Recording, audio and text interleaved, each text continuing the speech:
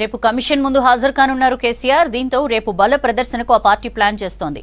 Erravalli farm house నుంచి BRK Bhavan వరకు పెద్ద ఎత్తున ర్యాలీకి నిర్ణయించింది. ఇటు కేసీఆర్తోనూ భేటీ అయ్యారు హరీష్ రావు. రేపటి కార్యక్రమాలకు చర్చించినట్లు తెలుస్తోంది.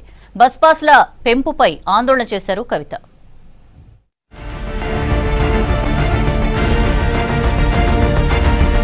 రేపు కాళేశ్వరం కమిషన్ ఎదుట హాజరు కానున్నారు మాజీ సీఎం కేసీఆర్.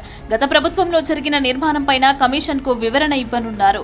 కాళేశ్వరం డిజైన్లు తుమ్మిడిహట్టి నుంచి ప్రాజెక్టు మేడిగడ్డ దగ్గర నిర్మించడం వెనుక కారణాలపై కూడా కేసీఆర్ వివరణ ఇచ్చే ఛాన్స్ ఉంది. రేపు కేసీఆర్ కమిషన్ ముందు హాజరు కానుండటంతో ఆందోళనలకు పిలుపునిచ్చింది బీఆర్ఎస్. పార్టీ క్యాడర్ అంతా రేపు బీఆర్కే భవన్ కి రావాలని ఆదేశించింది. ఎర్రవల్లి ఫామ్ హౌస్ నుంచి భారీ ర్యాలీగా కమిషన్ కార్యాలయానికి చేరుకునేలాగా ప్లాన్ చేసింది. రేపు కాళేశ్వరం కమిషన్ ముందు కేసీఆర్ హాజరు కానుండటంతో ఎర్రవల్లి ఫామ్ హౌస్ లో కేసీఆర్ తో భేటీ అయ్యారు హరీష్ రావు. ఎంక్వైరీ విషయాలు, తాజా పరిణామాలు, రేపటి పార్టీ కార్యక్రమాలపైన సుదీర్ఘంగా చర్చించినట్లు తెలుస్తోంది. నిన్ననే కమిషన్ ముందు హాజరైన హరీష్ రావు కమిషన్ అడిగిన ప్రశ్నలకు సమాధానమిచ్చారు.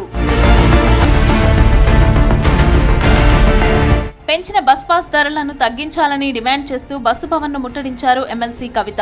తెలంగాణ జాగృతి ఆధ్వర్యంలో బస్సు భవన్ దగ్గర బైఠాయించి ధర్నా చేశారు కవిత. భారీగా పోలీసులు మోహరించారు. పెంచిన బస్ పాస్ ధరలు తగ్గించాలని డిమాండ్ చేశారు. ఎమ్మెల్సీ కవితను అరెస్టు చేసి స్టేషన్ కి తరలించారు పోలీసులు. మహిళలకు ఇబ్బంది అవుతుంది, బస్సులు ఎక్కే పరిస్థితి లేదు. మగవాళ్ళు టికెట్ కొనుక్కున్నా కూడా నిలబడే పరిస్థితి లేదు, కూర్చునే పరిస్థితి లేదు, నిలబడే ప్రయాణం చేయాల్సినటువంటి పరిస్థితి ఉంది.